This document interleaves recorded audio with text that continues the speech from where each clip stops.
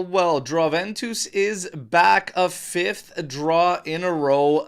Wild enough, there has been some very, very mixed reviews on this latest draw, 0-0 at home to Milan. We're going to tackle it with our overviews. We've got the Army with us. There's a lot going on, and tensions probably starting to rise. But if you ask Igor Tudor, it's all good. It's all good. And a couple goals away from 2 more wins and positive vibes. Well, let's look at it all together today. I've got Mas with me. I got Nick Rossi with me. Nick, how you doing, brother? Good, man. Wish I was a little bit better after watching whatever the hell we watched yesterday, but yeah, doing all right. Hey, man. Some said it was a great game. Great game by Juve. Well, we'll talk about it. Mas, how you doing, man? Sure. We officially haven't won a game in 3 weeks, guys. Let that sink in. So Officially. It's official. facts are facts. Listen, Facts. I just Facts I just are literally- facts. That might be the line of the day. We're gonna get into it though, brother. I literally just woke up from the game. It put me to sleep, and I just woke up. At least that first half. At least that first half. I'll tell you, that was a drab affair there in the first half. Some things, it felt like, when Pacino, when he's like, you know what? Just when I thought I was out, they just pulled me back in. Allegri ball. It's like we can't escape it. And it was just bringing us back while the vibes were positive around Allegri's return. And he got a nice ovation from the crowd and the curva. We started to see exactly what was annoying about the whole situation. But much love to Max. We'll talk about all of that. What's up to Alex Juve? Tuna takes in here. Vincenzo. We got Trim in here. We got Justin B. We got Davide over here in Australia. Great to see you all. Cugino Eddie's Work Music. We're going to tackle this game and get into it. And we're going to waste no time in the new format. It's hard-hitting and fast-paced. Let's go with it. Starting 11. Di Gregorio. Gatti. Rugani. Your hashtags worked, Army. Hashtag free Rugani. Got the start against Milan. Kelly, Kalulu, Locatelli, McKennie, Cambiaso, Conceição, Yildiz, and then Jonathan David up at the top. We're going to get through these highlights here and tackle this one, okay? You've got, honestly, at the beginning, not a whole, this first half was pretty drab, I will say. For Juve, it seemed like it was going to be give the ball to Chico or Yildiz and hope. And to be honest, Chico was finding some effectiveness, and he was getting some crosses in. Yes, you had Jonathan David slipping on one that fell to his feet that he had to turn and fire. Gabbia there in front of him. And then you had McKennie latching onto a cross, sending it over to the back post. I wanted David to be on his toes there and whatnot, but it's a very, very difficult play to try and read that he's going to pop that one over to that back post. It is what it is. Then you get to the other side. 28th minute, Rabiot slips between the lines. Modric finds him, and he rips one wide at the short side corner. It looked like Di Gregorio would have had it covered. 31st minute, shocking defending.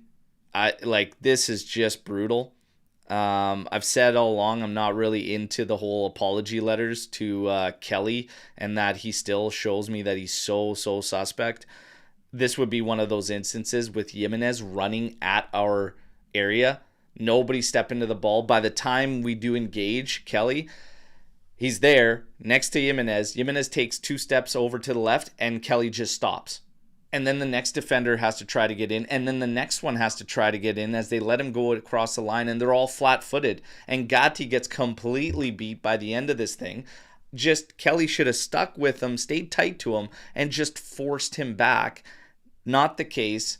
He ends up getting a good shot away. Luckily, it was right at Di Gregorio. So Jimenez kind of making a mess of a good situation there. 42nd minute. Same thing on the right side between Kalulu and Gatti. Nobody puts any pressure. There's a hard cross coming in from Pavlovic, their left center back, who steps all the way up into this space. And Jimenez gets ahead to it. This one just misses the back post. Not by much. That's halftime, guys. That's really it for anything, for highlights for Juve. It's literally crossing and hoping. That's why I got a little bit of a break for, any forwards that we have up there. I'm not seeing enough of a team game. Nonetheless, we get to the second half. Best opportunity of the game, 47th minute. We cross one into the mixer. Falls to Gatti at the back post. Ridiculous stop by Mignon. I gotta say, ridiculous, man. Gets over, gets big. You still want that one buried, but I mean, geez. That was crazy, boys. Insane. I don't know what else to really say about that save. Gatti did everything he really could. Gatti also looks like our best striker at the moment. Telling you, man. Suddenly, Gatti's our best offensive threat. We were just talking about it, right? One of the worst defenders, one of the best attackers. Sort it out, Tudor. Sort it out, right? Holy smokes. 52nd minute. Sloppy, in my opinion. Guys, Kelly with Jimenez. Modric just throws a ball in there. It's actually a good ball, but Jimenez running onto it. Kelly not in goal side position to begin with. Running back. Is it a PK? Mas, is it a PK? Yeah, I mean, the way refs call stuff in this league, you can't give them any reason, right? And there it was, the way I saw it, I mean, he was essentially bear hugging the guy and then kind of laid off as the player was going down. For me, that's a PK all day long. I don't care what people are saying. I mean, I think you said it before. If that was the other way around and it happened to us, I think we would have been screaming for a PK. So I think for me, it was definitely one for sure. Yeah, Nick, is that a PK for you? Yeah. I don't really need to say much more than what he for just me, said. it's clumsy. Like I said, you're in bad position. You're running from behind. You're not even watching the ball. You're kind of draped on him for a split second, and then the second he goes down, and I mean, you do kind of have some leg contact there from the side there. That's just it's just clumsy. It is what it is. If it was the other way around, I would have wanted the PK for Juve, and I would have been pissed if we didn't get it. It's clumsy. Nonetheless, Pulisic steps up. I did not expect him in the form he's in to start the season to shank that one, and that he did. And fortunate for us. So Pulisic steps up, misses this one. Then we get Leao. Leao comes in for 27 minutes. He creates more than we have as a team. He's like involved in more chances than we actually got and drew as a team, as a unit. 72nd minute, he's got one at the back post. Rugani's got hands on him, loses him at the back post. Luckily, he makes a mess of it and misses short side wide. And then 89th minute, Leao slips through. Modric finds space in the midfield, comes through a beautiful through ball, and he makes an absolute mess and completely mishits that shot. And Di Gregorio's able to make the stop. And honestly, it ends there, guys. Tudor took a stab at two strikers, pulling off Conceição and Yildiz, bringing in Vlahovic and Openda, who you might have mistaken for a trampoline in that game, okay? The way he was handling that damn ball. And then Kostic comes in, and at that point, it's cross it in, baby. Cross it in and hope. Whew. It ends there 0-0. We're going to get to stats, ratings, and then all the good stuff in the aftermath of this one, okay? So let's start off with your stats in this game. As you see, 51% possession actually falls in favor of Juventus by the end of this game. You have 13 attempts for Milan, 12 for Juve, 1 big chance for Juve, 3 for Milan, and I actually think you could consider a couple more as big chances for them. Corner kicks, Milan didn't get a single corner kick, and that's a stat that some are sticking to as far as them not being dangerous enough. I think I would have been concerned if they were getting corners on top of the chances they were already getting. I'll be quite honest. I thought it was pretty poor from Juve. Ratings. Di Gregorio finishes with a 7.4. Gatti a 6.5.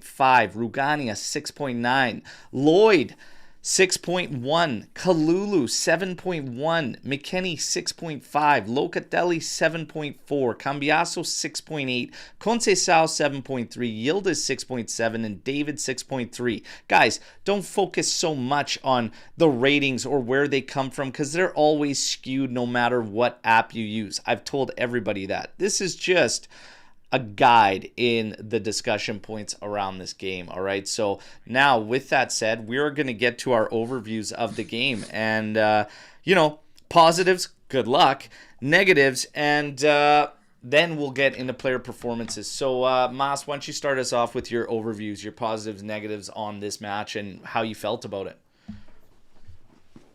Yeah, I'll just bang these out. I got some notes here, but I mean, at the end of the day, guys, it was a draw. It wasn't a good performance, but we're still unbeaten, so that's a positive.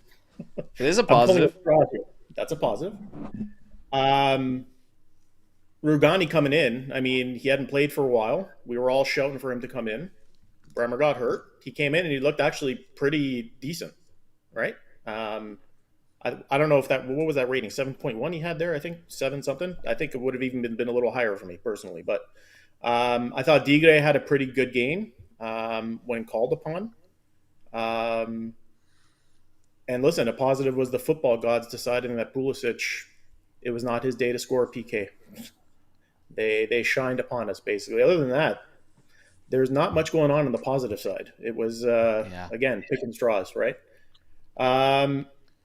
Negatives, I hated the way we came out in the second half, to be honest. I mean, the first half, we were very similar, both sides, very tentative, very, very boring.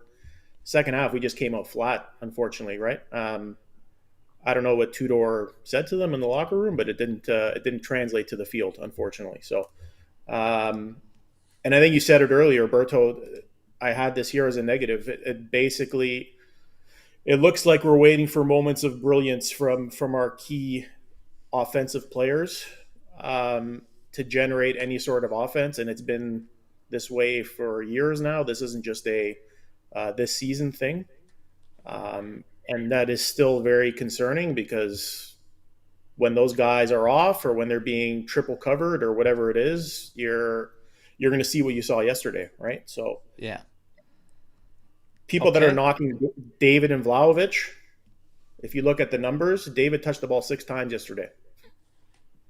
Vlahovic 16 times. So clearly we're not getting them the ball, right?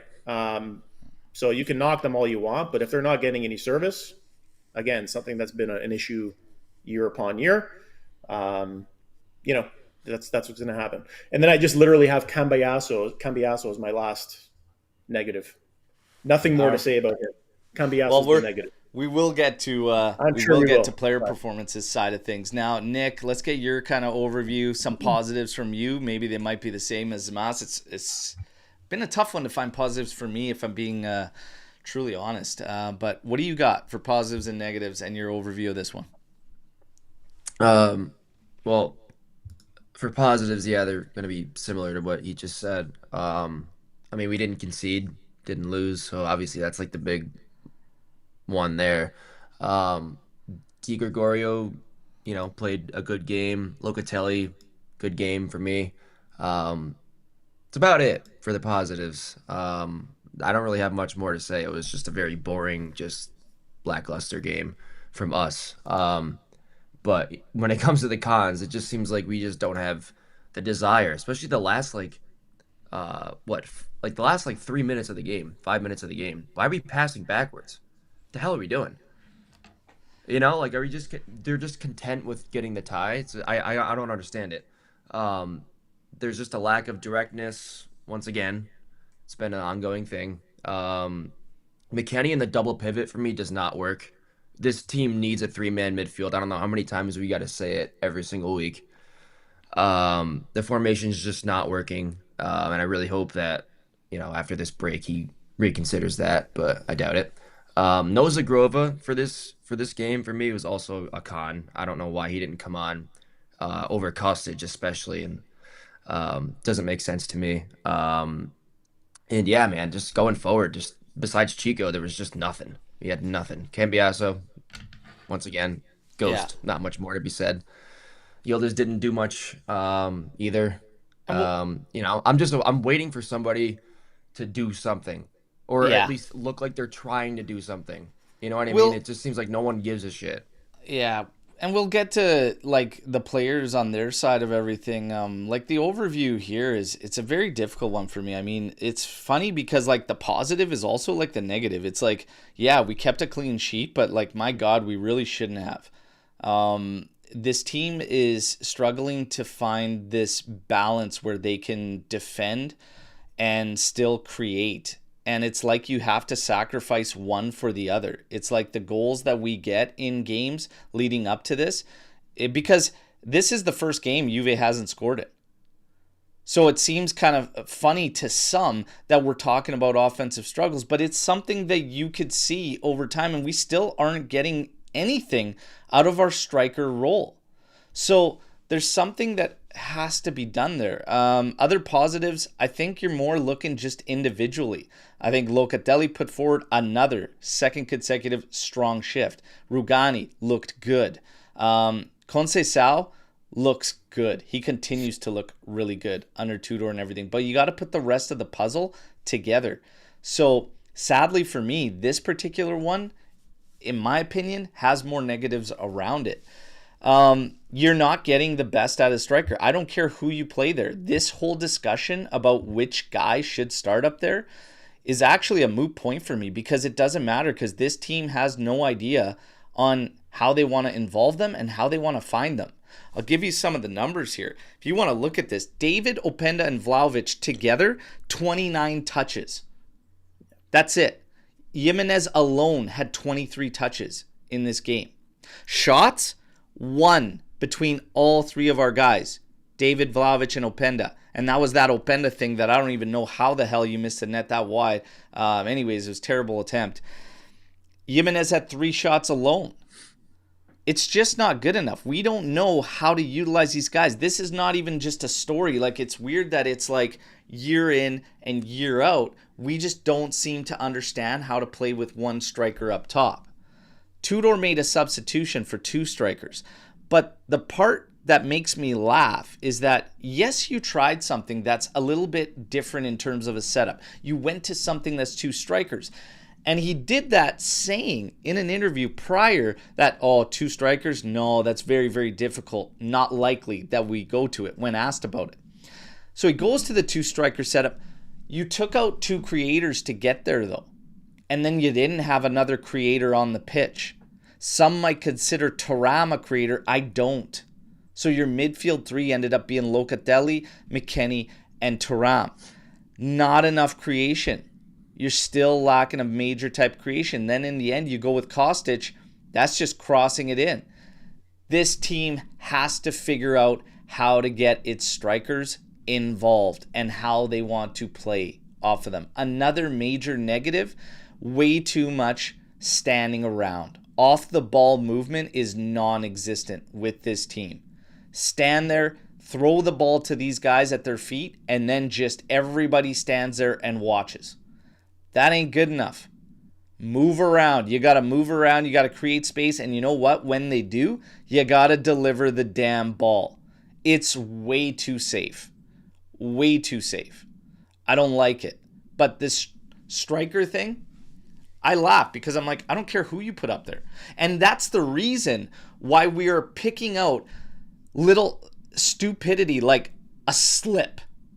Is he the first guy to slip on the pitch? No. Is he going to be the last guy to slip on the pitch? No.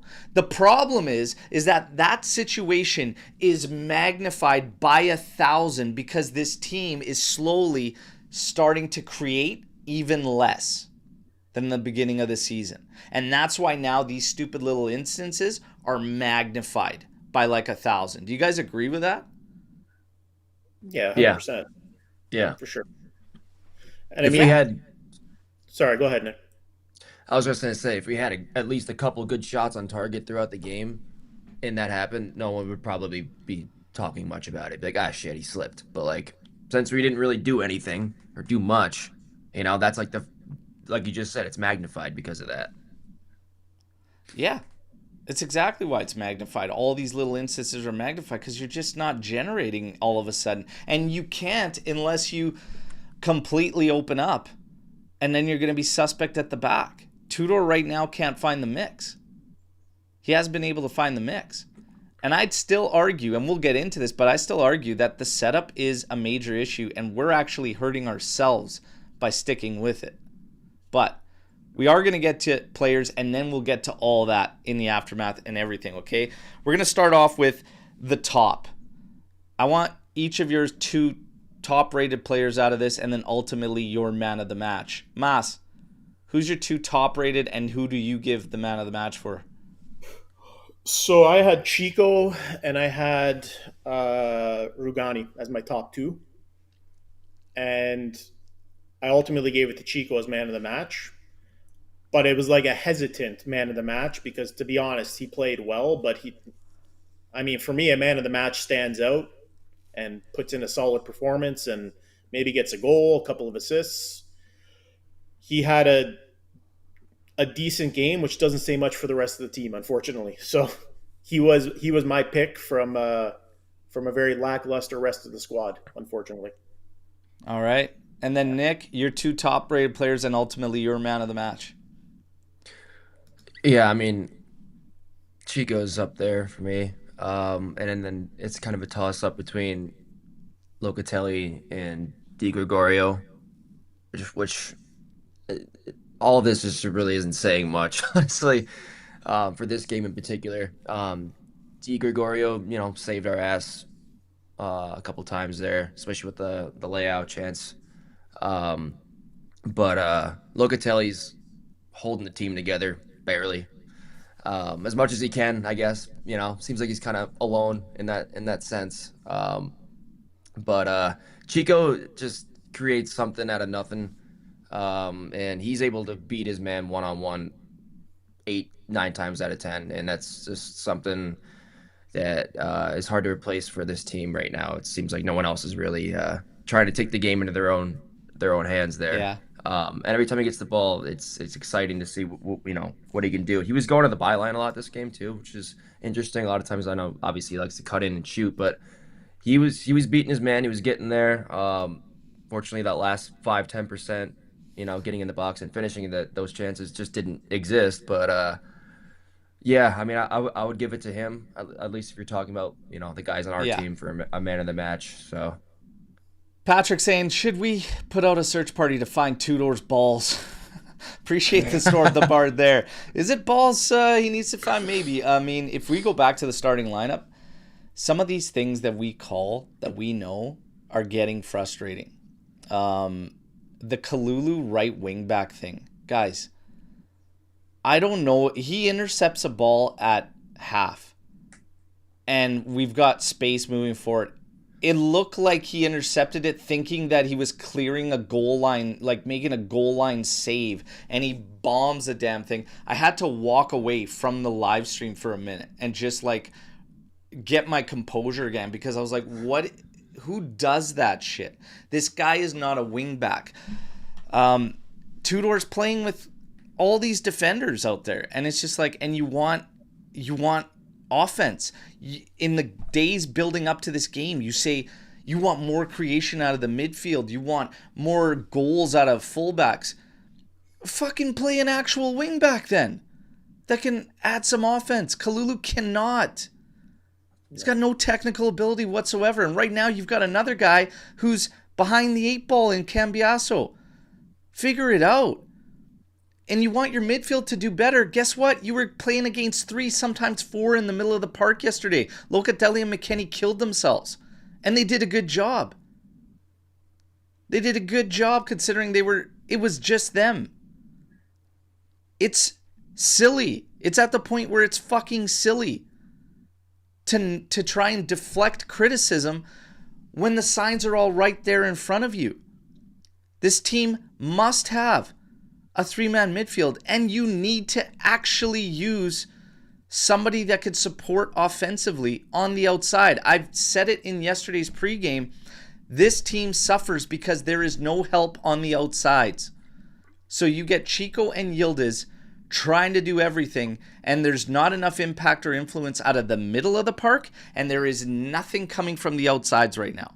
So you have dead ends, and that's why you get to a team that is slowly now, because you haven't made the corrections building up to this point, now you have an issue. Because now the doubt is there, and now the confidence is down, and you let it get to this point by not addressing issues when they were simple little ones, small ones, and now they get to this. My man of the match is Locatelli, and Chico Conceição is second. Locatelli's high up there in stats across the top 5 leagues in a lot of measurables for midfielders, and he's still going to get the hate. It is what it is. At least Tudor seems to have realized now that he's the glue. He is the glue. Now, we got to get to the other side of things, the flop. And for this one, we have a special sponsor, okay? We have a special sponsor, and that's our own boy, Tuna's Takes, which is an Instagram account focused around food critique. We love our boy Tuna. So Tuna is going to present the Pomodoro Doro, the golden tomato to the flop of the match. There's our boy Tuna. We love Tuna. Let's go. Pomodoro Doro from Tuna. Who gets it as flop of the match? Mas? Did I see a 6.8 rating there for Cambiasso? Are you serious? That's Yeah, that's serious. He was not even near that for me. I don't know if anybody else agrees, but I don't know what he did yesterday, to be honest. I had it between Cambiasso and McKennie, but at least McKennie put in a shift in terms of running and effort. And like you said, I mean, they were kind of handcuffed in the midfield with only him and Locatelli. But Cambiasso, to me, I don't know what he did, what he provided. He was definitely my flop. So he's taken the Pomodoro d'Oro, the first. This is a landmark event, the first Pomodoro d'Oro. Nick, who's getting yours as flop of the match? I feel like it would be a little too easy to say David. I'm going to give him an honorable mention only because I just haven't seen anything from him. I know he's not getting service. I know a lot of it has to do with our team, but like as a striker, you got to find the spaces. You got to try to demand the ball. I didn't even see him do any of that. He was just kind of there, floating around, touched the ball a couple times. A lot of it has to do with the team, I know. But yeah, Cambiasso and Yildiz are probably tied for me. Yildiz was a ghost. He didn't do anything. And Cambiasso, I forgot he was on the field completely, to be honest with you, half the game. So, and I don't know what's going on with him, man, but something he needs to sort it out. I don't know if it's a confidence thing. I don't know if it's a mental block or something or what, but he's not the player that we saw, glimpses of doing great last year before that, whatever you want to call it. But yeah, I don't know, man. I'm not happy with him lately. For me, I actually had it. Honestly, I got to go into Gatti, and that opportunity in the final third doesn't save it for me because his first job's at the back, and I think he was just so sketchy. So sketchy. I could fault Kalulu for pretty much everything outside of defensive ability, but at the end, that's more of a frustration for me on Tudor. Because I'll be quite honest, one thing Kalulu's got that is insane is the fact this guy can run nonstop and just as hard in the late minutes as it is at the beginning of a game. Use this guy as your right center back because right now Gatti is well off the mark, man. It is borderline unplayable as a defender at the back. It's crazy. It's crazy. So for me, it's Gatti, and he's taken the first Pomodoro d'Oro. By the way, everybody, you could see it there. Tuna's Takes. Go show him some love on Instagram and follow our boy, all right? Now, those are the flops. Now we got to get to the nitty-gritty coming out of this game. We talked about strikers getting the most out of them. We talked about, Tudor, and where do you go from here if you're Juve? Let's look at the breakdown of the matches so far as we get to this international break now. Here's the thing. We're in a funny situation. Do you say that Juve has gotten worse as these games have progressed? The overall is you're 3 points off the pace, top of Serie A. But have you progressed? Have you gotten worse? Have some things progressed and other things gone worse? Where are you at right now? Because some of the fans in their comments in the follow-up when we posted, give us your thoughts on the game, some are saying we are getting worse. Is Juve getting worse, in your opinion?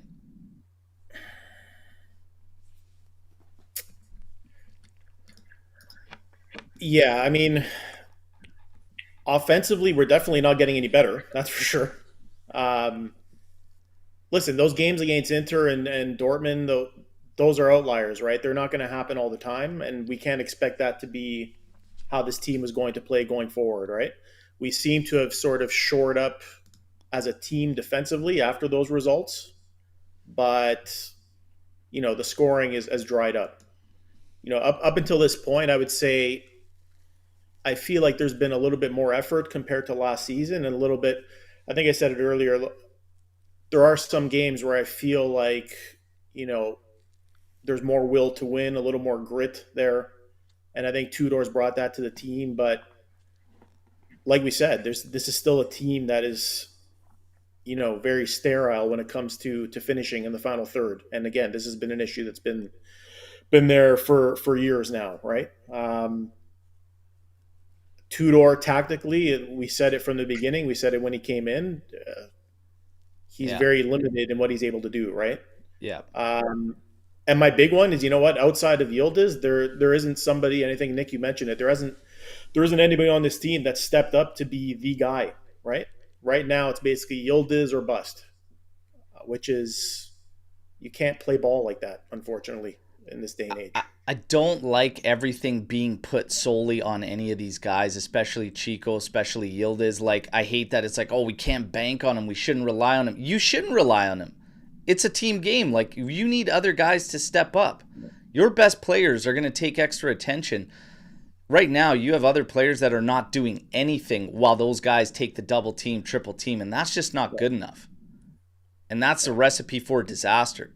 There's way too much standing around. There's way too much of a blame game by fans when really they just got to step it up.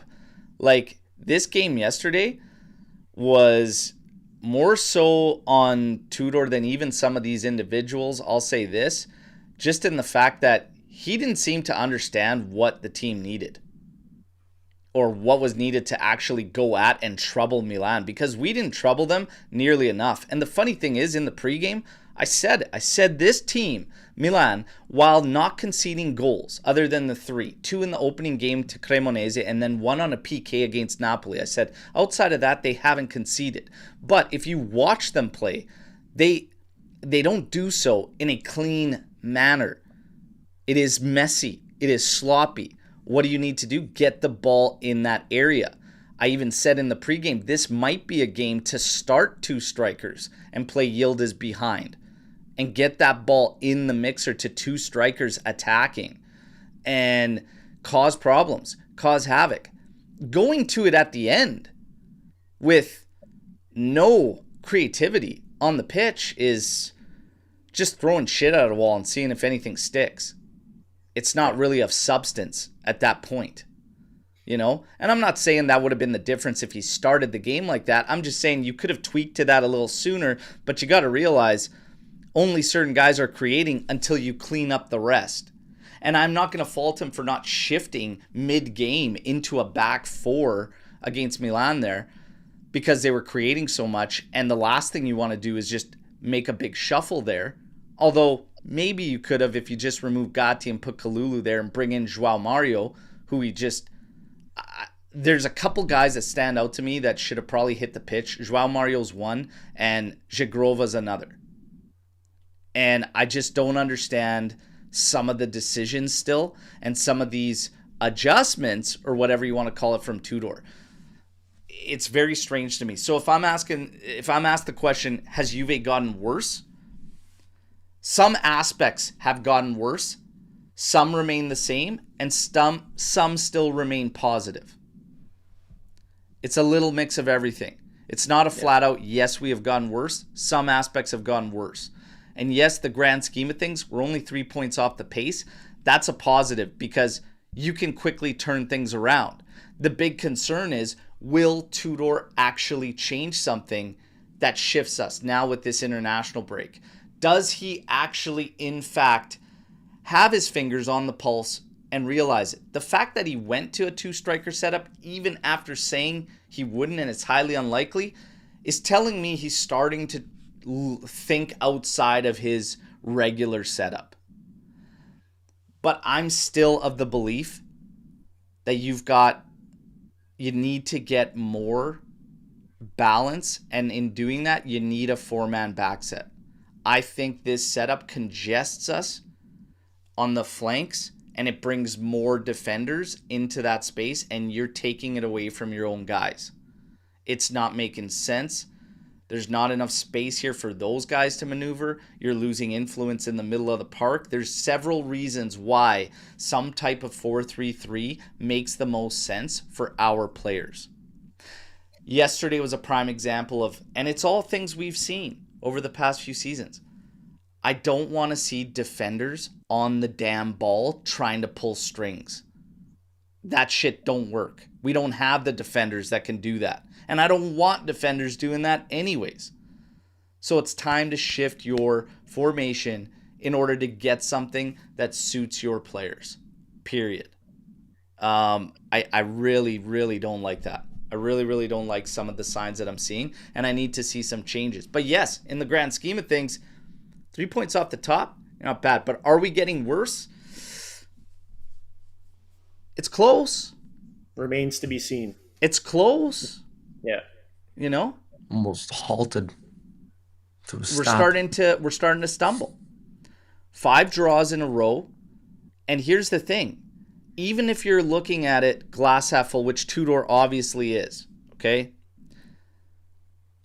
He says 2 goals. We're 2 goals away from having 2 more wins. And, hey, positive vibes. It's a whole different story. Everything's golden. Yeah, but you can also say that the other way. A couple more goals out of all these that you've allowed on chances go in, and you're actually looking at a way worse outset. Yeah. You know, it can go the other direction as well. So I don't really like this if business from Tudor. It's you're on a tightrope. And I said this 2 games ago. You're walking a tightrope with all these draws. You're easily can spiral, or you can turn the tide and you could start moving forward. The Milan draw is not the end of the world. That Atalanta one, the Verona, like those are bad ones. And the Verona one, you look terrible. Terrible. Yeah, listen, the honeymoon phase is over for Tudor, right? And Big he's time. starting to feel the pressure now, and that's why you're getting some of these comments, like the goal, 2 goals here or there or whatever it is, right? He's starting to understand what it is to be a manager at Juve, and I think the next month or so we're really going to see if this guy's truly built to be our coach long term, or if it's going to be a one and done situation. And if it's a one and done, it's sad because it feels like it's just rinse and repeat from the last, 3-4 seasons. I feel like I'm living Groundhog Day here. This is where we're at every single season, right? It's frustrating. You want a guy in there that you're confident in, that is going to be able to manage you through tough times, and it just feels like everybody we're left with doesn't give you that confidence, unfortunately. So that's where we're at. I think the reason I have it's so hard to pinpoint if you can actually fully answer that, yes, wholeheartedly, we are worse. It's hard to answer because all these games have been different. And that's why I say some things have kind of like maybe gone worse, but others really haven't, is because you're up late against Villarreal. You got to take that home. That's a different game. It's a different style game. And you felt like, still felt like we could probably push a little bit more and get more and probably seal that game. And then you had a couple bad misses. So it's a little bit tough, that one. That one's a little bit tough. You might give a little bit of leash, right? I still hate zone marking late in the game like that and set piece garbage. But that's a little bit different than what we saw against Milan, right? Milan was a completely different game. I never felt that we threatened them nearly enough. And I think we were fortunate not to concede on several occasions. when you get to a game like Dortmund, completely overrun in the middle of the park, right?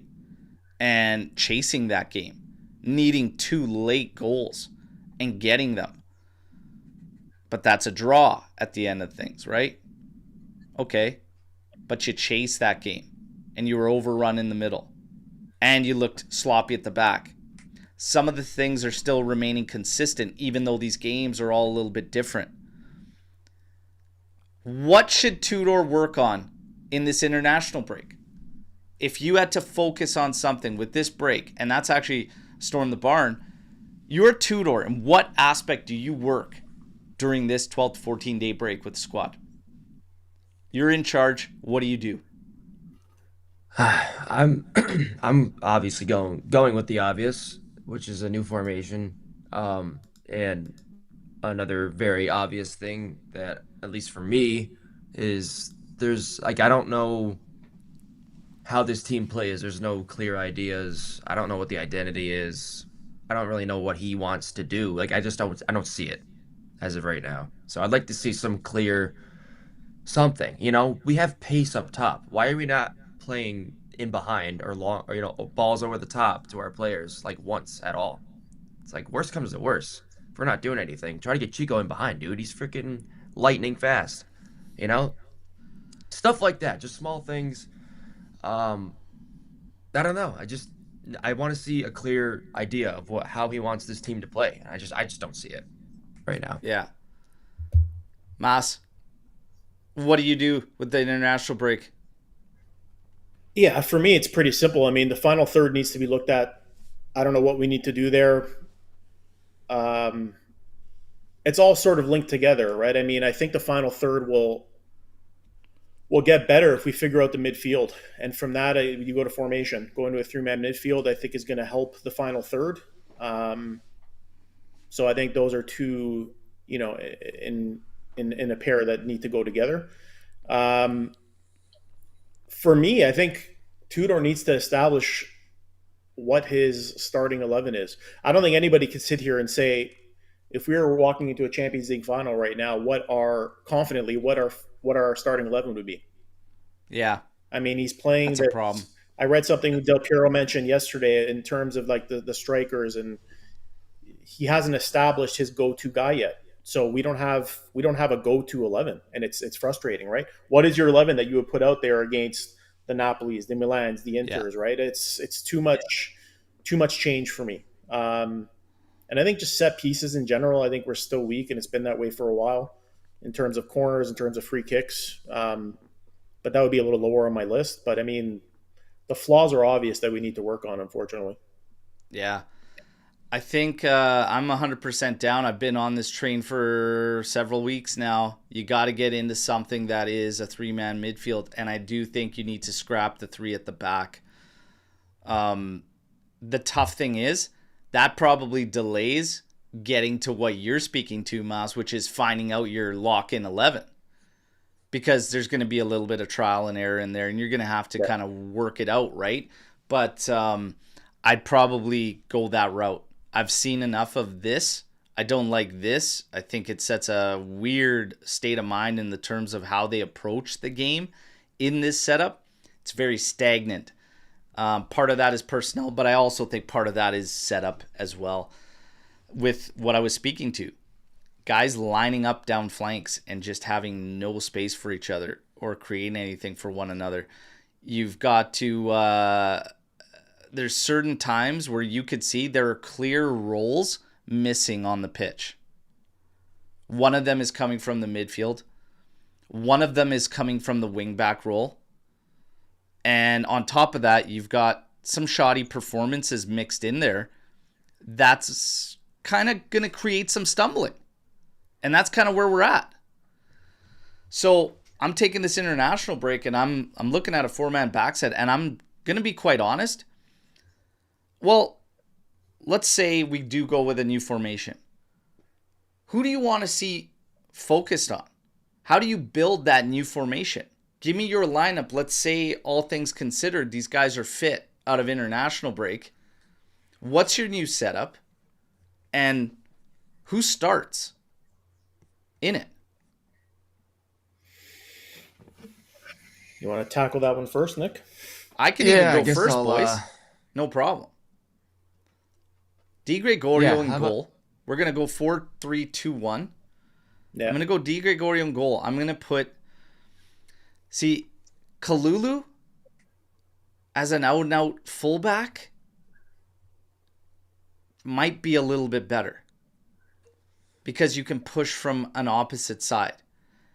I don't know if you guys remember the incredible run the Azzurri went on in that Euros. They played in that 4 style setup, but Spinazzola essentially became another attacker. And Yeah, from there, what did that do? That freed up our left winger to what? Hit the center of the pitch. And it all flowed from there. You could do something like that where you don't necessarily push with Kalulu, but he gives your left back freedom. And it turns into 3 when you're on the ball, etc., or countering. But if you're not going to do it that, if you want to balance it, if you want to go with 2 bombers, then I guess you kind of have to go Cambiasso, Joao Mario, but that might even be a little suspect defensively, right? So yeah, there's a lot of question marks. But if I'm looking at this, Cambiasso he's struggling. Like, he's not adding anything in that final third. Does Kelly get utilized as a left back? The only time we've seen him as a left back, he was shocking. He was much better as a left center back in a back 3. So is Tudor battling this? It's not easy. It's not easy. None of these calls are easy. Di Gregorio in goal. I want to see Bremer and Rugani act as your 2 main center backs. 100%. That's yeah. what I would do. agree. I will take Joao Mario on the right, and I will take Cambiasso on the left. Well, I ultimately, might have Kalulu starting at right back. That's kind of up for grabs. It's something you would have to see. once Cabal comes back, you could slot him in there instead of Cambiasso too, right? Yeah. My midfield 3 is probably going to be Thuram, Locatelli, and honestly, Adzic. I'd probably go with Adzic as a box-to-box. I don't want him dropping back deep. That's what Locatelli's for. I don't want him coughing up the ball like in or out. I don't want him in those situations. And I stand firm. That goal would have never happened if Locatelli was on the pitch instead of Cole Miners. Up in attack, eventually we got to get to Zhigrova, and he shouldn't be denied certain minutes, especially when you're chasing for a goal and stuff. But right now, as things stand, Yildiz, Chico. And up top, I'm going to be quite honest, it's probably going to be opponent and game dependent, what you expect Gatti. that game and how it's going to Throw go. Gatti up there. You know? Gatti, yeah. Throw Gatti up there. Just put him up there. See what he does. Gatti. If you think Why that there's not? going to be enough space out there and you can go at teams and whatnot, and you're expecting that type of game, then probably Vlahovic would probably be the top guy. If you're expecting it to be closed down, tight for space, whatever, I still think David moves around the most effectively out of all 3 of those guys. Moves around the most effectively, gets involved in link-up, gets involved on the ball. We just need to find these guys and get them on the ball more. But a 3-man midfield helps you have some type of presence in the middle of the pitch, closer to a striker. Yeah. The only thing we're doing in this 2-man pivot is getting close to the flanks. The flanks are congested. There's nothing in the center of the pitch. That's why you can't find your strikers. You can't even get the ball close enough to play a 1-2 off of them when teams clamp down. It's not surprising to me that you barely have touches on these guys. The only time those guys touch a ball is when they're fucking out on the corners. And then you got Openda trying to tightrope walk when the guy it looks like he's trying to handle a time bomb with that fucking ball. So that's kind of the road I'd look at if I was Tudor. Now, here's the thing. Does Tudor think he doesn't have to change because of the draws? Probably. Unfortunately. Is that what you're thinking? I would really hope hope. I'm saying, I like, hope not, in but- his mind, in his words, whatever. Hey, we're still undefeated. Does this undefeated thing prevent him from fully changing. Chat, what do you guys think? Do you think that's the route he's looking at? And Nick seems to think maybe. You think maybe? Well, look what happened last year. I mean, he can't be happy with the draws based on how the season ended up last year. He knows how this is going to go if we keep on relying on draws to stay in the top four. So, yeah, I hope it's not ego, to be honest. I hope he's able to realistically sit back during the break and say, here's where we need to improve. But I don't think he's at the level of manager right now where he can say, this is what I want to do, and I don't need to listen to anybody else. Because, listen, he's had stints, very short stints at different teams. And this is the biggest job he's had. So far, not so great. Is there a way? Let's say that he does believe, because of the fact they're undefeated, there is no need to change. There's nothing to change. We're undefeated. Is there a way that we can move forward in this setup and alter something else that you think would bring about better performances? Well, when you were going through your preferred lineup, I was thinking the only thing I would change there is if when we're playing David, I would have Jagrova on the pitch with him. Because I don't think we've seen that a lot. They played together before at Lille, and I thought they played very well together there. I think that would help David's confidence right now, to be honest. And I think Jagrova is a very similar player to Chico, if not maybe even a little better. Yeah. I would say when David's on the pitch, I would put Jagrova out there with him if he's healthy and ready to go. Even if we're staying with the formation that we're at now, I would try to incorporate that a little more. The only way I see a similar setup like this working is if he still introduces a third midfielder,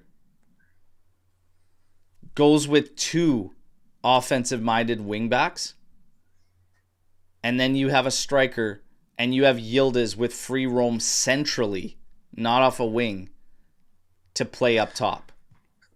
That's what I was also thinking. That's the only way I see a setup like he's in right now working to keep the balance. You have your three center backs. You have more offensive-minded fullbacks to support the attack.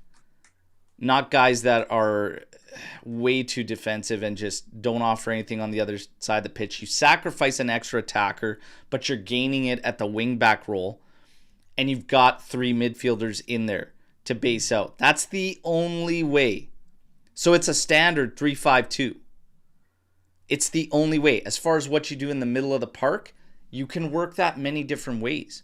You can have Locatelli being your stabilizer, and you can have two guys that advance.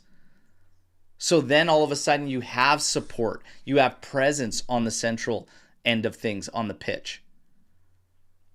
And you have your attackers. And then you have a striker that isn't alone on an island, because he'll have a 10 rocking with him. Jagrova could also act as that 10. He doesn't have to play just coming off the side. No. I was thinking 4-3-3 to have Yildiz be the attacking mid, that 10 there, and have Zagrova, Chico on the wings, and David up top if you want a real deadly attack. Because if that starts firing, I think we got something going there. Locatelli, Thuram, Yildiz in the midfield there. Yildiz playing the more advanced role. I would like to see that. I don't know how it would play out, but Conceição and Zagrova on the wings, I would like to see that too. So the other thing is this whole striker thing. There's something that somebody said about Tudor in the media that was actually kind of accurate. It might have actually been Del Piero just saying you have to understand who you have in the attack. And you need to understand how to get them kind of involved and going. And that's so true when I look at these strikers. Because that's why we said when you're talking about, I said it all along. I go, guys, You could shit on David all you want. You could start Openda. You could start Vlahovic. It's not going to change. Everybody's looking for this I told you so moment. It ain't an I told you so moment. The only I told you so is that it ain't going to change no matter who you put up there, because there are holes in the entire setup. There are holes there that are preventing these guys. And the other thing is realizing who you have. Openda is not a solo guy. Openda has to have somebody up there with him. Vlahovic has to be running at defenses. We've seen him hold up play for 3 years now. Yeah. Just a reminder to everybody. You've seen that for 3 years. We've seen that movie. Okay? David can play solo up top. But then come in your shortcomings that you can't find the guy anyways. And you end up with a total amount of touches between 3 strikers that barely amount to as much as 1 striker on the opposite side of the pitch. It ain't good enough. So something's got to give, but Tudor's got to understand his players a little bit better and show a little more prowess on that side of things. That's one of the glaring things I got to say. But if he wants to proceed in this fashion because we're undefeated, he still has to make some fundamental changes and understand the players that he's putting out there to find that balance, because it still feels like we need to completely break the chains and shackles free to just be able to attack somewhat strong fashion. It shouldn't have to be like that, right? Your thoughts on the fact that our Serie A has been more difficult than the other top 3 teams? Is this a factor to make us appreciate more the draw? So I will say this. This isn't the worst spot to be in. 3 points off the pace, an international break here. You've already played Inter, Atalanta, Milan. That's not the worst spot to be in. Como has to be a win. Como after the break, you have to win. No, there's just it can't be another draw. And it's going to be a tough game. Como plays good ball. They're fearless. They're not going to sit back because we're Juve. And you hear that coming around all the time now. We've been saying it for years, though. Fear factor is gone. Fear factor is gone. Yeah. You know? Yeah. You hear Florenzi on a panel yesterday saying that, man, we used to walk into Turin and it was a mindfuck, for lack of a better term. You know, he said it's a mindfuck. He goes, because you just know it's going to take absolutely everything to just get something out of this game. That fear factor has faded for a long, long time. It's gone. And it's funny, I had this conversation with somebody yesterday. It was actually a Milan fan. And he was saying, I don't know, Juve's at home, so it might be a little difficult. And I'm like, yeah, but Juve at home isn't the same as it used to be. I mean, it's that home field advantage isn't there anymore like it once was. Like you said, it's not that fortress it used to be, right? Teams come in expecting that they can get some points off of us at this point. Yeah. It's not gonna be easy. You guys are all right. Dels is right. There's no gimmies with this team. Como is really good. Fear it's another draw coming in from Kenny D. And Cugino, though, does agree. We've played 3 top teams. You're only 3 points out the top, but this is the time to correct those things. So if I ask you, how do you feel about this Juve side right now? I have one word to describe it. For me, it's annoying. I feel annoyed. I'm not pissed off. I'm not doom and gloom. I'm not super optimistic either. I'm kind of like annoyed at the fact that we've been able to see certain shortcomings and we're not correcting them. That's why I'm annoyed. I'm annoyed by this Juve. I'm annoyed by Tudor. I love Tudor. I respect the hell out of that guy. But I'm annoyed that we see certain things and it keeps like doing the same thing over and over and over and expecting different results. We all know what that is. And it's crazy. The right side of Gatti and Kalulu should have been shut down after the second time we saw it, maximum, if not the first. Everybody called that. Everybody called that. I don't understand the fixation on that setup, and it sure as hell isn't doing anything for us on the pitch. He's gotta step it up. Now's the time. Because you've gone through a tricky part of the schedule. You've got Como, Madrid, and Lazio. Okay? Como has to be a victory. You have an international break right now, so you're barely off the pace. It's time to ramp it up. Now's the time to make your adjustments. You didn't try things out and experiment against Verona, against Atalanta, etc. Now's the time to do it in this international break and unleash it against Como if you're going to do it. Yeah. You know? There's no more waiting around. There's no more waiting around. And even if, like we just went over, even if you're going to stick with this setup, you still have to make alterations. If he comes out in the exact same way, it's really going to take a hit in terms of my belief in him. Agreed. I'll be flat out honest. It'll take a huge dip if we come out with the exact same. Fortunately, I feel like I just wouldn't be surprised. I don't know why. I just I really hope he changes something. I just have a weird feeling he's just not. And especially like what he's saying, he's like, "Oh, we haven't lost." Yeah, but that doesn't mean the team itself and the way you're playing and the personnel you're putting out there is just not clicking. You know, it's not working as it should. And I think he's just maybe a little afraid to change something, because if he theoretically changed formations and then they lost, you know, then that's totally 150%, you know, got to be on him. Maybe he knows that. I don't know. Yeah. But there's got to be some accountability to just figure it out, man. Now is the time. You can't wait any longer. Yeah, waiting is risky business in my opinion.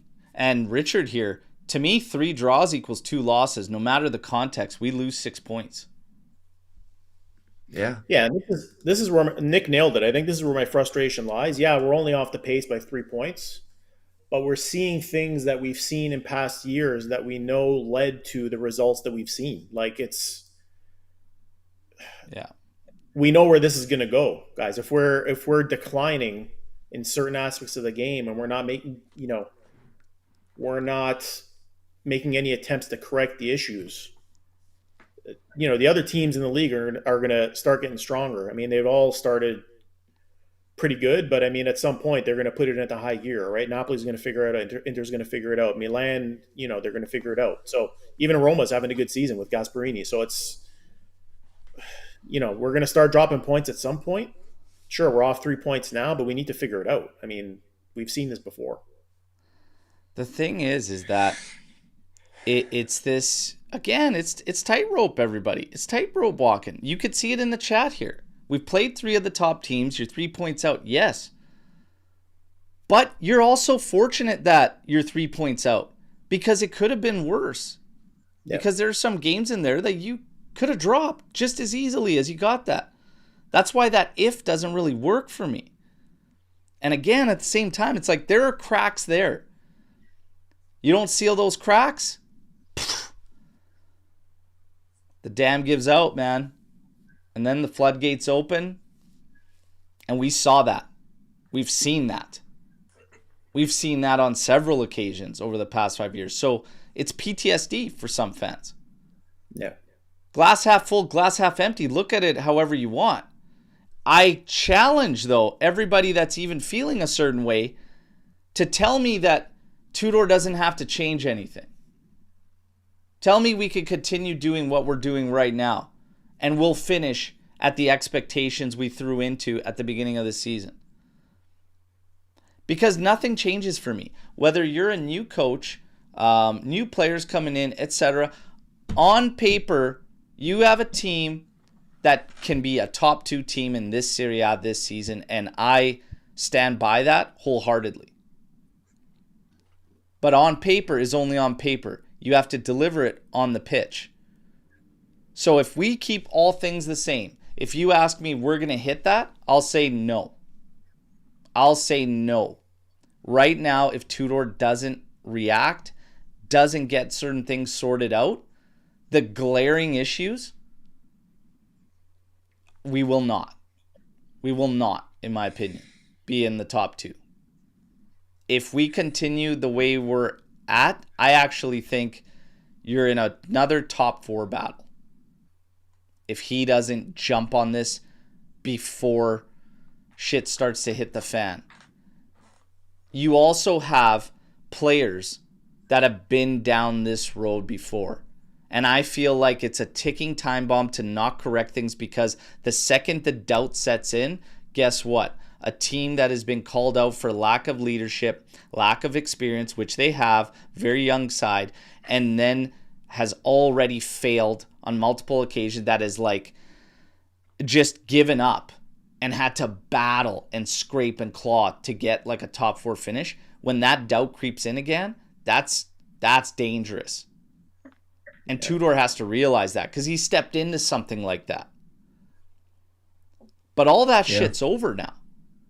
You can't be Grinta and Juventinita and DNA all the way.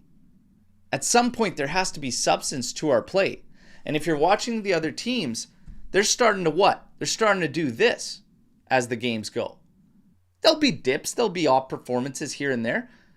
But we started good, and now we're kind of like, oh, and we're doing this. We're on this like, some of the games are a roller coaster, let alone the season to start. In game, it could be a roller coaster. 11 goals conceded in 5 games? Not a stat that should ever follow Juve. Period. We had that. So to say that it's all peachy, that doesn't work for me, guys. Yeah, and it seems like it's one extreme or the other, right? It's either, I think you said earlier in the show, Berto, it's either we score a lot of goals, but we also let in a lot of goals because defensively we suck, or we're tight defensively, but then we can't score any goals. Tudor's got to somehow find that happy medium. Yeah. Where we're, good at both, which is obviously hard. Don't get me wrong. It's everybody's looking for that happy medium, but I mean, it can't be such extremes one way or the other. Right? Tudor came in and they needed help because they had a prick that was before him and the locker room was a mess. So he stepped in, but now that has to end. Because now they don't need a friend anymore. Now they need a coach. Now they need like some actual guidance. All that's over. You have the team. They're backing you. All that's good. That's done. That part's done. You don't need to be a friend anymore. If a guy's not cutting it, you got to call upon the next guy. You still have a couple guys that aren't cutting it, and you're not doing anything around it. You're just going with it. He's being a friend. You start to put your trust in certain guys. You're starting to maybe hang yourself on certain guys. So it's risky business. We'll see. We'll see how it pays out. Adam's coming in here. How much did Douglas have to pay to repair his brand new Ferrari? I don't know, but I heard it cost a lot. Oh, Adam. Old Douglas Costa. There's a flashback, man. That guy he got hurt a lot, but man, when he was on the pitch, that guy was insane. Costa was insane. Adam, I'm going to spare you. No yellow, no red. Okay. The fact that I laughed means it had to have been good. So that was decent. I'll give him that one. Well, we got some red cards called for in the chat there, but we got some laughs too. All right. So all good. I'm going to let it go. No card. Forza Juve. I know a lot of people are wanting us to go for a defensive midfielder, but I don't think it's the midfield role we lack the most. We need a creator and final third expert that gets you points. Let's say Juve's shopping in January is that the role you think we need the most? What role do you think we need the most if you're shopping in January for Juve?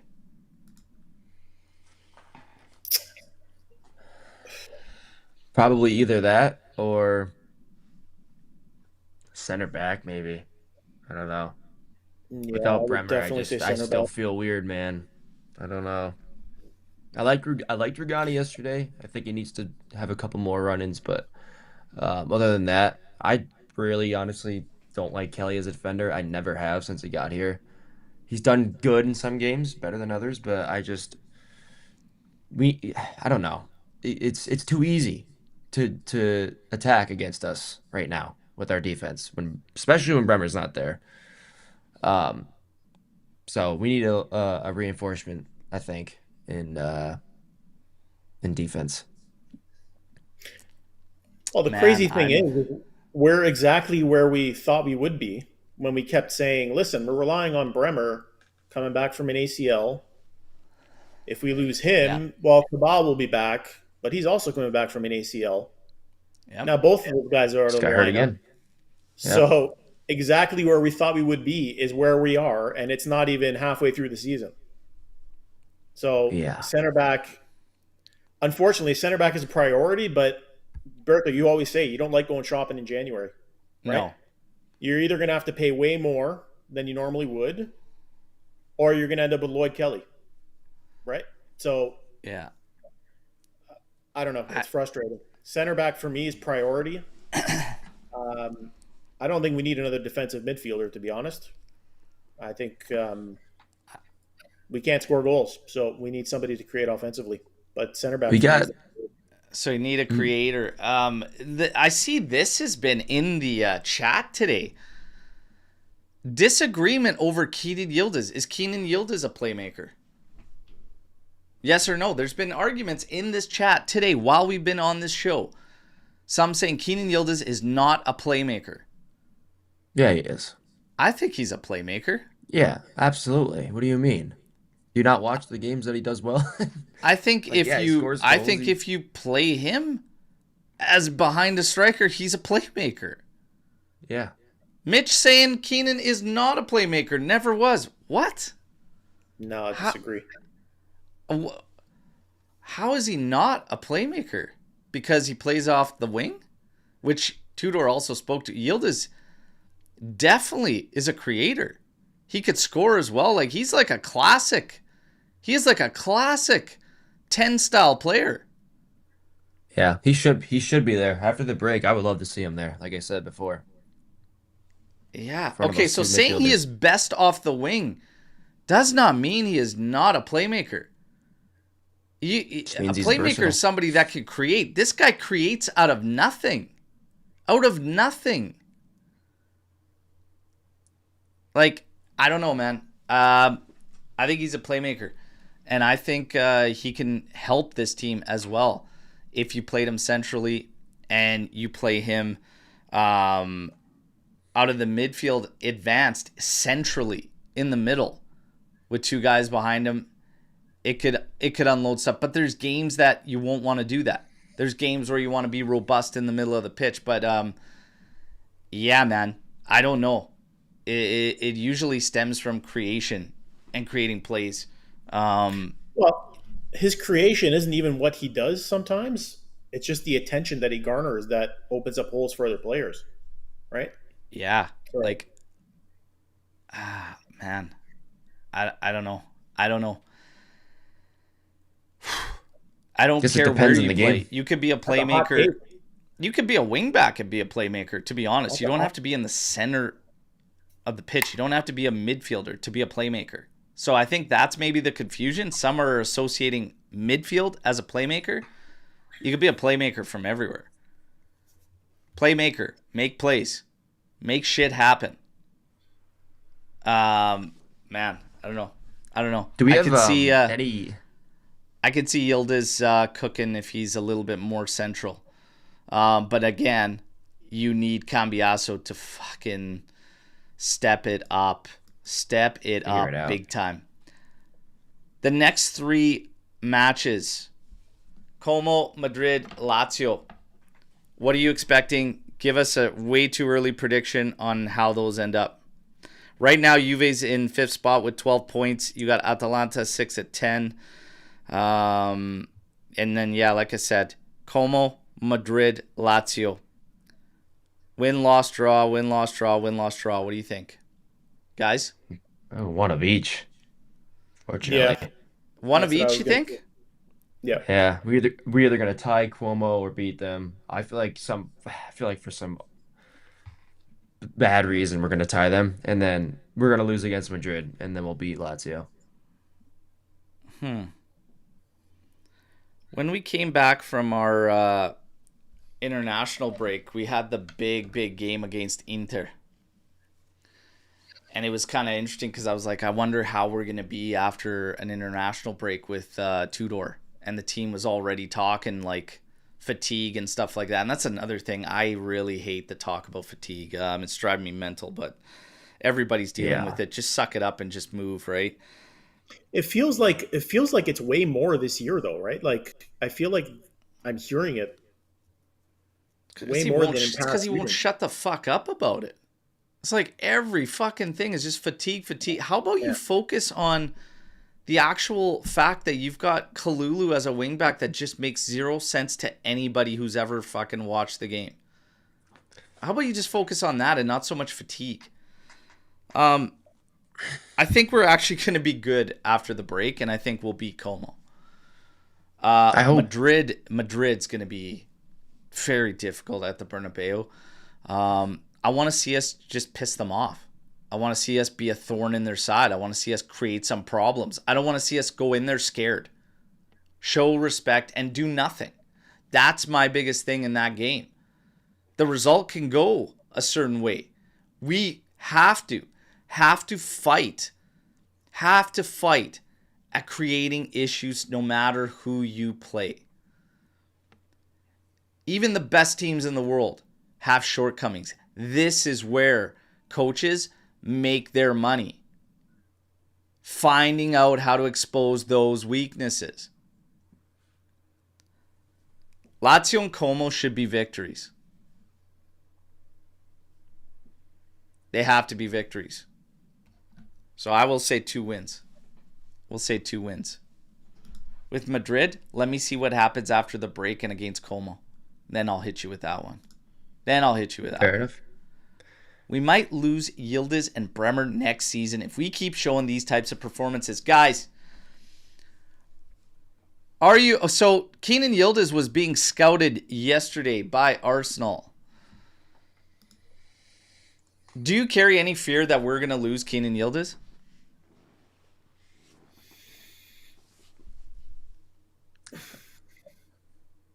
It's hard for me to in this day and age of football, it's hard for me to get attached to players anymore. So I'm not going to flashback to Vega. Okay, well.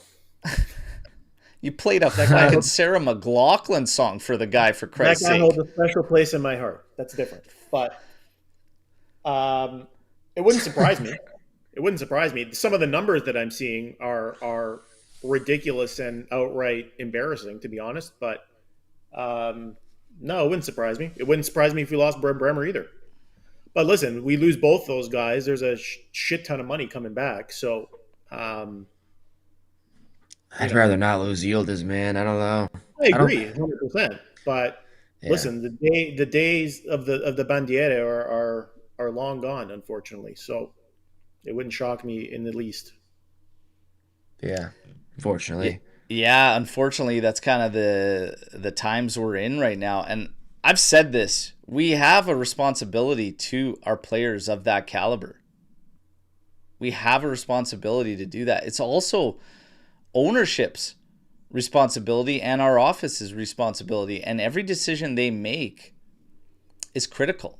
So even if you're deciding to cheap out on a coach, or you make decisions like that, the longer you go not winning trophies or competing for them, for that matter, guys like that will look at their opportunities and what they have there. Like, you have a responsibility of a club to put yourself in a situation for your best players to be able to compete for trophies, for titles. unless you have a player that doesn't give a fuck about winning, that only cares about money, cares about certain other aspects, which I highly doubt that those guys are, right? Like, I would anticipate Yildiz is going to want to compete for the best trophies out there at some point. Yeah, absolutely. You know, whether that's with us or not. You could probably say, and I would believe it, that he wants to stay at Juve for as long as possible. I have no reason to doubt that. But if things don't start moving in the right direction, I could easily see him saying, look at these guys start, throwing their hooks in the lake, trying to latch onto Yildiz and say, hey, man, come over here. Sooner or later, it's going to give. My fear level with Yildiz will be determined after I see the renewal. Because if the renewal's done, he's got a healthy salary, might change things in terms of how long I think he's locking in. But we got to get things sorted out. That fear is real. The follow-up, nobody really seems to care if we lose Bremer. Bremer's got a release clause of like somewhere over 60 million euros, and people say that's fine. Say goodbye. What do you think about that? Not right now, at the very least. Well, not like today, but no. Yeah, let's say at season's end, he's got a release clause around 70, and someone steps in and he's gone. Are you saying, cool, I'm fine with that, or are you pissed? I'm pissed. I don't want to see him go. Yeah. Well, I'm pissed in the sense that look what our team is when he's not here, right? When he's not playing. So definitely pissed. But I'm a little more open to it now than I was pre ACL tear. Let's put it that way. But it's all who would come in to replace him. You got 70 million. Okay, who are you bringing in? I'm not confident with this management team that we're with the money that we'd be getting back from a potentially Yildiz and Bremer Trail that they would spend it properly, to be honest. That's just me. But you would need to have somebody coming in that's at his level for that kind of money, right? I'm not buying into this whole it's fine thing for 70 mil if you look at his value to Juventus, and the statistics are out there. Everybody's pointing the finger at the 11 goals in 5 games, which is atrocious. But my God, if you actually watch the games in the context there, he was bad for one of them. And still, to say bad is pretty rough. He's also trying to come back from that ACL, and maybe that makes people feel good about it. If somebody was to pay that release clause. Now, the whole thing about often injured or injury pro is garbage. The guy isn't often injured. I mean, the dude missed what in 3 seasons. He missed 8 games or something in 3 full years. Last season was the one with the major, and now he's trying to deal back. But often injured, no. And when you come back, there are setbacks sometimes. That shit happens. Look at Cabal. Pull a hammy right away. That shit happens. If somebody were to come in with that release clause, whether they do or not, you've got to sort something out, because Bremer is your guy. What are you going to do? You're going to spend 50 on a Calafiori that you want to talk often injured? There's your often injured. That 3/4 of the fan base wanted us to spend 50 million on. The guy did 2 ACLs in. That guy's literally a young Skanga out there. And he's hurt all the time. He's hurt all the time. Arsenal fans are like, man, we bought this guy as a Band-Aid. So who's the replacement? You're going to bring in young guys over and over and over. It's got to be solid. It's got to be methodical. It's got to be thought out. You need experience on this team. And you could take a shot at a young gun. So it's not the end of the world if we see 70 for Bremer. But I'd argue that the value that he brings to the team is actually arguably worth more. And I'd still fight that argument. And it's just, again, and people don't think that anyone's going to spend 70 for a 30-year-old center back. Great. I don't care. I'm happy to have him. I don't care if that's the case. He's the best defender in the league. You'd have to replace the best defender in the league. He's the best center back in Serie A. Yeah. There is no better center back in Serie A, period. Period. The undervaluing of players is crazy to me in how we do it consistently. And we just hate on the guys that are actually good players for the team. It's crazy to me. And they consistently just get undervalued and shit on. 30-year-old center back, too, isn't the end of the world. Those guys actually carry well into their careers. If nobody wants to spend 70 on him, good. I'm fine with that. I'm fine with that. Keep him a little longer. Sell him for 40, sell him for 30. Sell him when it's pure capital because the contract's paid out. Sell him then. No problem. But right now, who the hell is coming in? Who the hell's coming in? Gahey? Yeah. Yeah. I'm good. Could Yildiz be an attacking mid in a 3-man midfield? I say yes. Yeah. I say yes. But again, we talked about that. Depending on opponent, right? If you need something that's more robust, you're not going to throw him in there, right? But he definitely could in a 3-man middle. My brother's suggestion to the formation and lineup dilemma: 4-2-3-1. D grade: Mario Cambiaso, Bremer, Gatti, Cambiaso and Kelly, Loka and Thuram double pivot, Openda left wing, Yildiz in the center, Zagrova right wing, and Dusan up top. A 4-2-3-1 at Juve. Should they do that? It's a variation of a 4-3-3. It's not far off of what we're saying. You just have an attacking mid. That's, obviously it would be Yildiz in that sense. It's literally what we were just saying. Could he be an attacking mid in a midfield 3? Yeah, absolutely could. In certain games.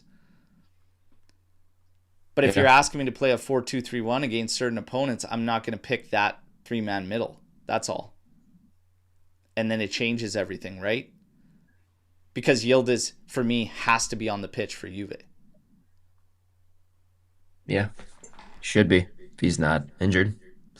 So it just changes, right? Is Max currently one of the biggest terrorists of world football? Mas is... That's great. That is great. What were your feelings? Let's just go back to this yesterday. Curva with a huge write-up on Allegri yesterday. I said 2.0 was brutal. I 2.0 was brutal. But I can't take away all the good that came from that guy too. And I still respect the fact that he dealt with a lot of crap in 2.0 that had nothing to do with him either. That was the office, and I don't think any coach would have stood in there. So I still have a lot of respect for Max. And I liked seeing him get that kind of ovation. And I think it was definitely deserved, in my opinion. And I'll always respect the guy. What were your guys' thoughts on that whole applause and ovation and stuff? I liked that he got the applause, and I liked that, what's his name? Why am I drawing a blank now? Rabiot. I like that Rabiot took it hard from the fans. That was, I appreciated that. I did appreciate that for sure. I think he nailed definitely it. appreciate that. Rabiot, man. You got to look at Allegri's career as a whole, and what he did for us, and he navigated the club during COVID, which was not easy to do, right? When the board got absolutely disbanded, nobody would have been our coach, especially not a guy at Max's level. And he did it. And he fought the fight. Always faced the media. Left there by a joke of ownership to always be the one at the microphone, at the podium, speaking to bullshit he had nothing to do with. It's crazy. It's absolutely crazy. And it's one of the big reasons why Elkan for me is just like, he's just non-existent. He is a bit of a joke to me. I'll be quite honest. He's a bit of a joke to me. But Max, I'll always have a lot of respect for him. And he is one of our most successful coaches ever, period. Nobody will ever take that away. Despite how 2.0 went, right? Yeah. Agreed.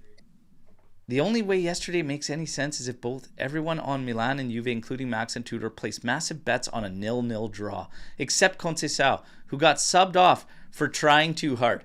Oh man, Chico was doing very, very well. I just don't understand taking both those guys out. I could see Yildiz. He's looked like, he might be a little fatigued, which bothers me because just make it up in training days. Like, recover the guy. Like, it shouldn't be this crazy, especially this early in a season. What's going to happen by the end of the year? He's one of your key players. We're already talking fatigue in early October. What the hell's going to happen by season's end? We're going to have a corpse. Guy's going to be hanging out with Milik in the graveyard. For God's sake. Hey? Weekend at Burnley situation. We're going to have a couple sacks of bones over there. For fuck's sakes. Weekend at Bernie's. Oh, man, Milik. We need to AI that video stat. Milik in a Juve get-up, just fucking Weekend at Bernie's. Throw the shades on, put the tunes on, and then he starts fucking walking or making his way around. Who's tech savvy in the group? We need to get a Photoshop of that done ASAP. Jeez. Weekend at Bernie's Milik, man. Weekend at Milik's. Weekend at Milik's. We gotta do that up. Juve's Champions League schedule is pretty tough. Apart from Paphos, no other game is a guaranteed victory. Even Bodo Glimt away will be very tricky. Thoughts? Yeah. I think that's our whole. I think that's what we've all talked about. We talked about it earlier. No game feels like a gimme anymore, right? That's a problem. Well, especially not in Champions League, right? Yeah. That's the problem. Nothing feels like a gimme anymore. Dell said it in the chat earlier. We were all talking about it. So everybody that's like, hey, 3 points off the top, we're like, that's great. But every game literally feels like it could just completely turn for us. Yeah. It's a problem. And you're talking about a game against Verona where we were fearful. And it showed on the pitch. It's like, it's not just fans' feelings, because that's built into like PTSD from 4 years on the trot now, 5 years on the trot now. But you're talking about like teams that Juve should step into and have confidence. Paphos is one. Bodo Glimt, I don't care if you're playing on a fucking yacht in the middle of the fucking ocean. Like, you're expecting Juve to beat these teams. No disrespect to them.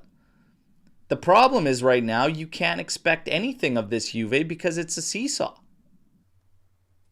You don't know what you're going to get. Yeah, you're going through games, you're scoring 7-2, and then you're going through a game like yesterday where it looks like you can't create your way out of a wet paper bag. You've got 11 goals being leaked in 5 games. Like, it's all over the place. It has nothing to do with competition. If you play the Coppa Italia match against Udinese midweek of this week, are we even confident that we walk away with a victory?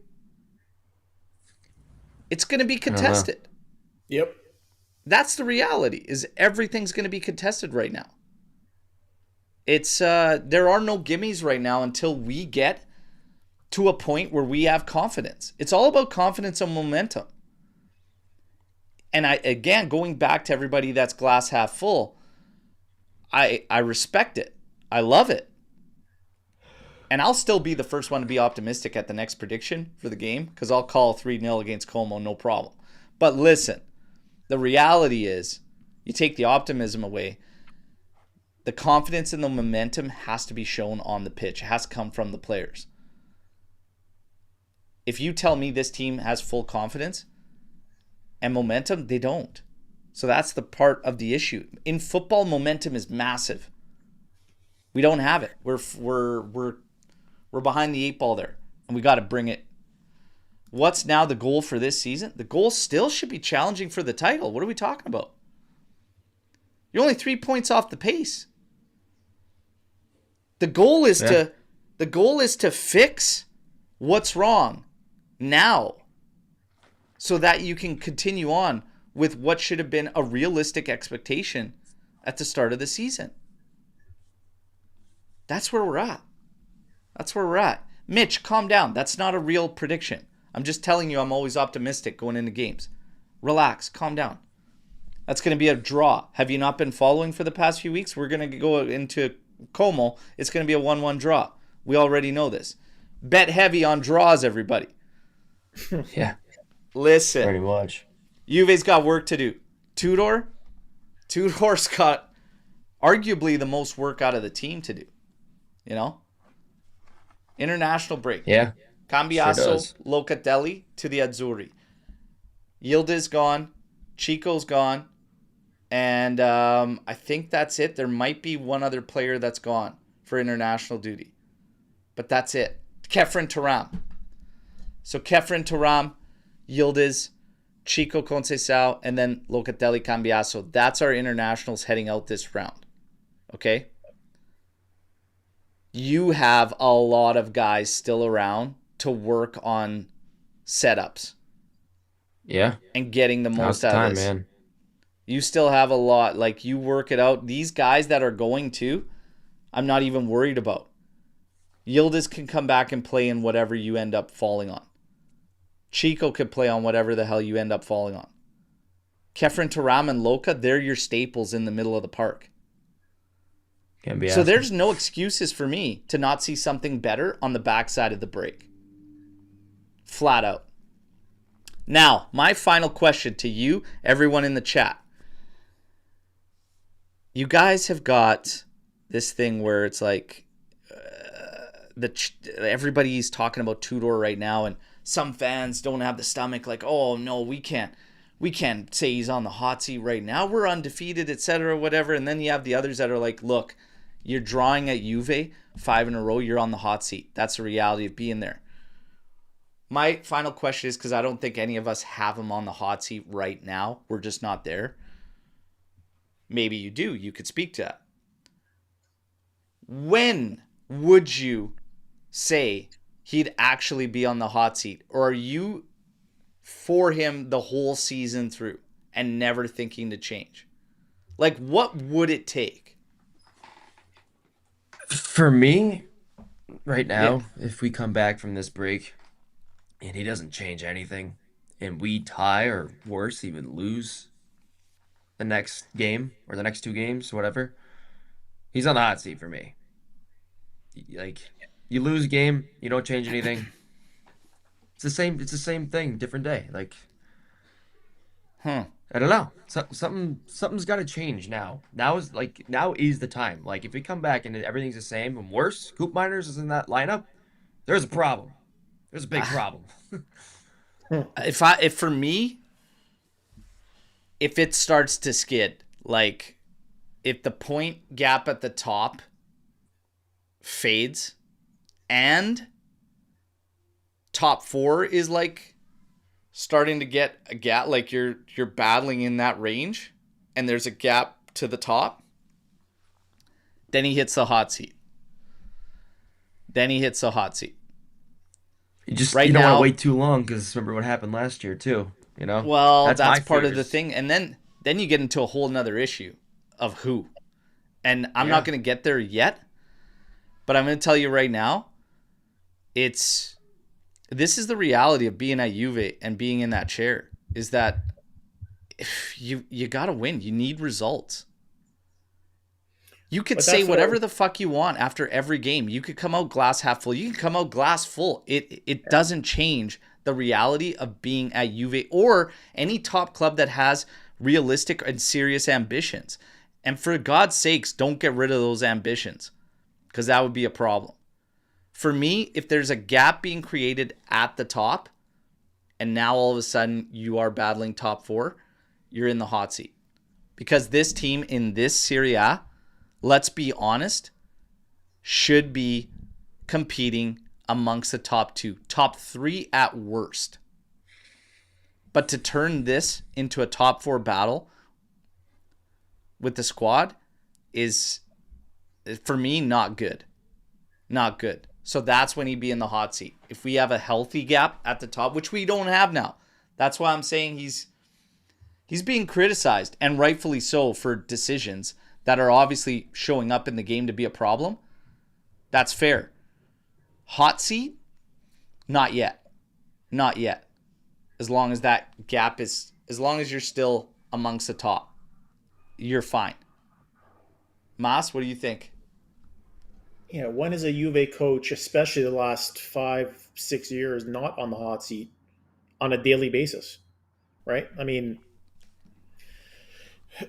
I just feel like we've become one of these teams that it's just so easy to fire a manager and then just go find somebody else, and then we're going to be in the same position next year. Like, I wonder if, even if it starts getting bad, do we just hold on to Tudor for the rest of the season and then figure it out in the off season? Like, we're in this vicious cycle, right? Where, like, top clubs around the world don't replace their manager this much. It's like such a scary sort of bad precedent. I mean, you're talking, you want experience, you want continuity on this team, yet the guy who's supposed to be leading the club, you change them every season. Like, how are you supposed to build that? So for me, it would take a lot to get rid of him, just because I don't want to see another guy come in and then have the same thing happen next year. You're not going to find a ready-made replacement that's going to carry you where you want to go mid-season. But if you fall out and it becomes a battle for top 4, you keep him for the sake of continuity? But then you're making a decision based on financials, and you're bringing in a guy that might not be the solution, that you may want to carry over into next season. I don't know. It's a tough call. We might have settled for Tudor for a number of different reasons. This might not even be their actual long-term guy that they were even thinking. You know? I don't think so. Yeah. It's crazy to think that way, and it's kind of bullshit from the office if that's the route they went. But I totally agree. At some point, you need to establish something that can have some continuity and ability to grow and ability to, evolve. The problem is that, like, even if you make a move for Tudor, who the hell are you bringing in? And with the office being the way it has been, what elite, that's why I've been saying for a while, like, elite coaches are going to look at this scenario and be like, who the fuck is going to come into 100%. This? You're a top guy. Why are you coming here? I could be chopped next season. Yeah. Right. So I'm not here long term. It all ties in together, and Juve's in a tricky spot. The best spot for us is for Tudor to figure this out and to start getting the wins. He needs wins. This if doesn't work. It doesn't matter. If we won against Verona, we would be in the top there. It's if doesn't matter.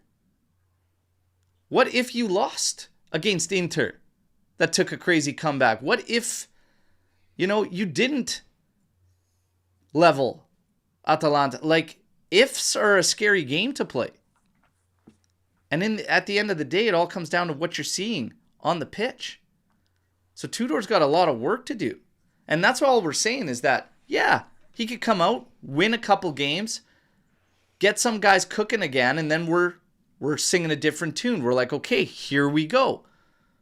But it's also could go down a slippery slope. Whatever happens, hey, we'll be here for it. And I ain't going anywhere. Shit, I've been through tougher times with this club, but man, Tudor's got a lot of work to do. He really does. The longer he waits, the more risky I feel it is, to be honest.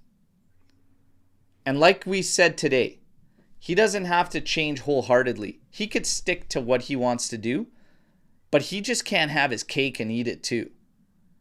Yeah. Like, you can't keep going out with just 2 midfielders in certain games and they're going to get blown up. Like, you can't do that. You can't keep going to Kalulu as a right wing back and just say in the press, I need my wing backs to score goals. Fuck, okay. Light a fire under Cambiaso's ass and don't play Kalulu there.